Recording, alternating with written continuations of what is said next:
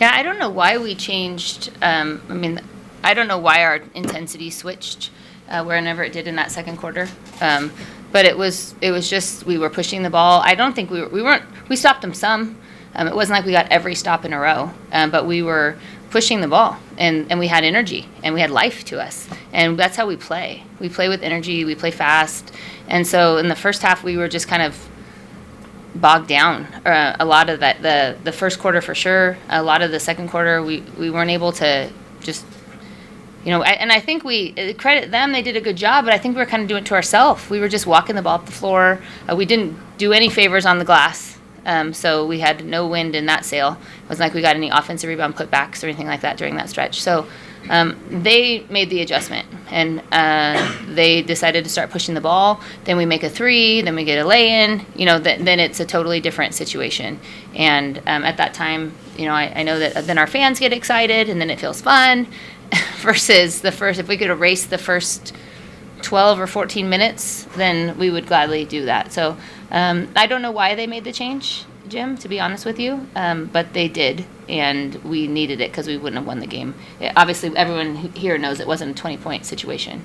That's what the end looks like, but it was a 20 points the other direction almost for a while. I know Brenna had been in a bit of a slump by her standards in the last few games, but how does that change? Just keep shooting? Yeah, when you put in the time that she puts in, it's never a mechanical issue. So I think it is. I think from game to game, if she started out 0 for 4, then we'd want her to shoot the next one. Which that's just how she is. She's competitive, also. So she wants to play all the minutes. She would be happy if we asked her to shoot all the shots. She's unselfish, so she's not like trying to do that. But she just loves to compete and she loves to play basketball. So by our standards, not as much. There's a lot of noise and this and that, and I hope that she doesn't listen to all of that. But I thought she really responded well today when we needed her, obviously down Eliza. So it was a strange circumstance. Back to that 8-player rotation, which is really like a 6.5-player rotation for a lot of the game. And, we needed big minutes and we needed big production from, we've said, okay, if we got Eliza and Mout and Kaylee all healthy, then you need this much production. Then one goes out, you need a little bit more from everybody and a little bit more from everybody. And by the time you have 3 or 4 players out, you need more than a little bit more from everybody. And so today she gave us more than a little bit more, as did some others at different stretches. So. Any updates on Eliza's situation? Yeah, she has a concussion, so she's in the concussion protocol. Anyone who was here saw the hit, so hopefully it'll be more standard than what we've been dealing with earlier this season. But won't know until, she didn't come today because it's really new and it's loud in here, and so that's a lot on a headache, so we didn't want to make that any worse. What was the emphasis? What would you tell the team when you were going into halftime? Was it just to play with a little bit more energy, or what were you telling them? It was rebounding. That to me before, that was the emphasis at the start of the game as well. We said if we rebound, they're gonna be physical. They're gonna do this. We have problems in this area. We're undersized. They play 3 bigs at a time that are bigger than maybe all 3 of the ones we had available, or all 4 of the ones we had available today. If you count Callie as a post player, she just played the post. So that was an emphasis, was rebounding, and we didn't do it well. We still lost the glass by, what did we lose by, 8? But we were down 13 at halftime, so we did need to chip away with that. I think we might have been down 13 at the end of the third, and then we really got some rebounds in a stretch. So it was rebounding, and I think that's how you get stops. The rebounding helps you to run in transition. The rebounding stops them from getting and ones. The rebounding is kind of the center of the whole thing. So that was our issue, I thought, and that's what we emphasized at the beginning. We emphasized at the end. We mentioned it, just now in the locker room, but a little bit less important at that time. Did you like what Esther was able to do on defense and kind of come in and help bring in some of that defense that was maybe missing from Liza? Yeah, she's a really good defender. She's different defender than Liza. Liza has more size. Liza's a little bit more used to battling around the basket. Esther's been doing it for us the last few games, and so the second half of this season that we've had so far. But I really have confidence in her guarding anybody. It allows us to switch and do some different things on the perimeter that we wouldn't necessarily do if we had both Eliza and Yvonne in the game, not all the time at least. So we got 100% confidence in her in doing that. and she battled. Obviously, it was some foul trouble, so she was a little bit more limited in her minutes than we thought she was going to end up being. But I thought she did a good job for her first start. It's nerve-wracking for a person to come out and do that, and she filled in as well as she could. Nothing else? I don't know if you heard BYU lost, so you're up 4 on the third place team. Does that change things a little bit as far as knowing you're all but in, like getting that double bye at this point? Chance to maybe, I don't know. No. That doesn't really change anything for me. We play for the next game. Sometimes we play for NCAA tournament, when we're talking early season. The double bye thing is just something that we're just trying to be our best in conference. So I don't think that I haven't thought about it really. I did hear that they had lost, so I haven't seen all that looked like, but I mean, it's a 2-team race, obviously. yeah, sure. Yeah. Did Portland win?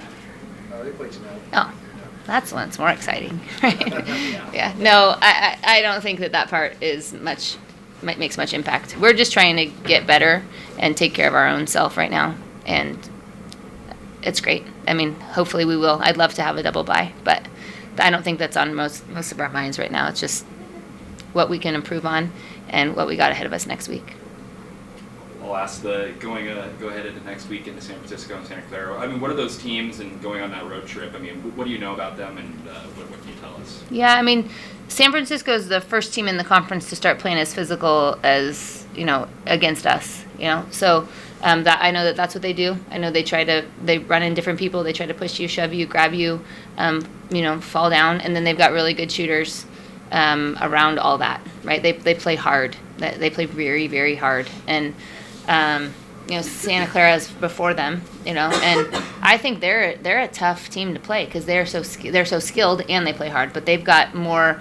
Santa Clara has more of the skilled players, not a ton of size, but they're shooting it, doing that kind of stuff. San Francisco has the skilled player or the physical players so it's kind of a different game. You got a little bit more of the finesse. They play hard too. They both play, I think, pretty hard, but a little bit more finesse, a little bit more power. And physicality, but tough places to play, both of them. It's always a tough road trip. I think the combination and then them being different also makes it tough. They both like to get up and down, so that's a similarity that we'll have. But beyond that, it's a little bit of a different kind of game. Shooting? Is that how it works? I don't think being in a slump or not being in a slump, I don't think it's something you need to worry about. I think it just gets in your head if you consider it a slump or something like that. I just think, this team needs me to shoot, so I'm going to shoot. And if it goes in, great. And if I'm not open, I'll pass it. It's just whatever the team needs. And I'm not really worried about if, oh no, my percentage is down to, it doesn't matter. It's just all about the next one. You got a couple of big steals in the second quarter. I think you guys were down 10. You had a couple of steals. I think you got a 3 shortly after. Was there any place where you guys felt like there was a turning point that, I know you guys never feel like you're out of it. But. Kind of took them slapping us in the face, then getting yelled at by Coach Lisa to get us to turn around, because it's just we need to figure out a way to come out as fiery as the teams that come in here are, because coaches have stated how everyone wants to play at Gonzaga. It's a huge deal for them when they come and play here, and we need to have that same intensity when we face them, because everyone wants to beat us, and obviously we want to beat them, but it's just a whole nother level we got to take it start these games, because it's not good right now. Yvonne, how did you feel between the first and second half? I thought defensively we picked up the intensity, and also on the boards, just trying to be way better than we were in the first half. With that, I feel like those are two areas that we really tried to focus on coming out of the half that we talked about at halftime. So we definitely picked that up, which helped us kind of get flow in other areas of the game. You guys don't get dominated on the boards very often, but that first half was pretty tough. Yeah. You get a chip on your shoulder after a half like that, and does that change your attitude coming after halftime? Just a little bit. I mean, I'm always looking, today I looked at those rebounds and I was like, yeah, we really need to we need to get on the boards, we need to stay on the boards, and we need to limit them on the boards. So I feel like that's something that always just sticks in the back of our head, especially when it's this big of a rebound margin. Anyone else? Brenda, you were saying everybody, wanted to go or wants to play at Gonzaga, wants to play in front of this crowd and get the crowd amped, especially in the third quarter when you guys couldn't miss. I mean, was it because of the rebounds and then getting it out in transition and getting those open looks, or I mean, what was it that was at least getting you open and getting you those shots?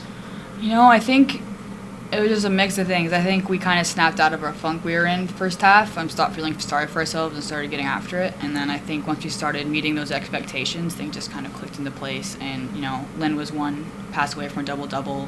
Vaughn took over on the boards. And I think it's just a team effort just to do the things we're supposed to do to make the other things happen. And both of you are competitive in nature. That's why you're here at this point.